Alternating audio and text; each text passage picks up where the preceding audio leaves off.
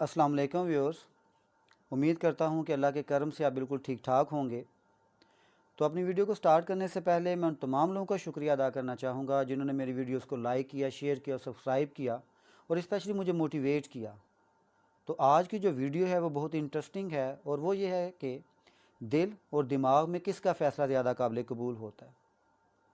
वैसे फ़ैसला जो भी करे, वो दिल करे या दिमाग करे, हमें कबूल करना पड़ता है, लेकिन हमें ये देखना है कि दोनों में से किसकी डिसीजन मेकिंग बेस्ट है।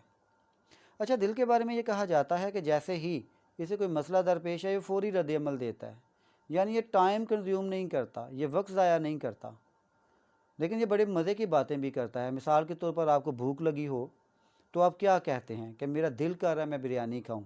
वैसे कभी किसी ने यह भी कहा कि मेरा दिमाग कर रहा है मैं बिरयानी खाऊं।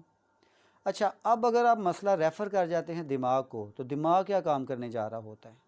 दिमाग उस चीज़ का एनालिसिस करना शुरू कर देता है। दिमाग जो होता है वो वक्त लेता है, वो उसकी खूबियाँ और ख़ामियाँ बयान करना शुरू कर देता है, और करता तो बहुत अच्छा है। क्यों? वो इसलिए क्योंकि कोई या बल्कि कई फ़ैसले ऐसे होते हैं जो आपकी पूरी ज़िंदगी पर मुहित होते हैं।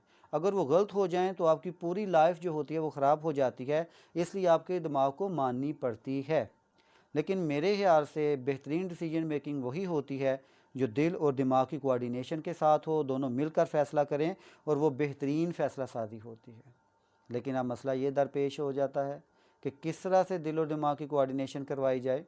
तो उसका एक बड़ा सिंपल सा रूल अपने जहन में रख लें कि आपके सामने कोई मसला दरपेश हुआ तो आप दिल की भी सुने और आप दिमाग की भी सुने, फिर दोनों का आप एनालिसिस करें, फिर हालातों वाक़यात को देखें, क्योंकि हालातों वाक़यात के मुताबिक जो फ़ैसले किए जाते हैं वो बेहतरीन होते हैं। क्योंकि दिल के अंदर से विशेस पैदा होती हैं, अगर उसकी बात मान ली जाए तब भी खराबी पैदा होती है, और अक्सर औक़ात दिमाग भी आपको ऐसे फ़ैसले करवा देता है जो मुस्तक़बिल में आपके लिए नुकसानदेह साबित होते हैं। तो दोनों की कोऑर्डिनेशन करें, दोनों को एक पैनल पर लेके आएँ, तो फिर देखिएगा कि जो डिसीजन मेकिंग आप करेंगे वो बेस्ट डिसीजन मेकिंग होगी। तो मुझे उम्मीद है कि आज की वीडियो आपको पसंद आई होगी। इस वीडियो को भी लाइक कीजिएगा, शेयर कीजिएगा, सब्सक्राइब कीजिएगा और अपनी दुआओं में याद रखिएगा। अल्लाह हाफ़िज़।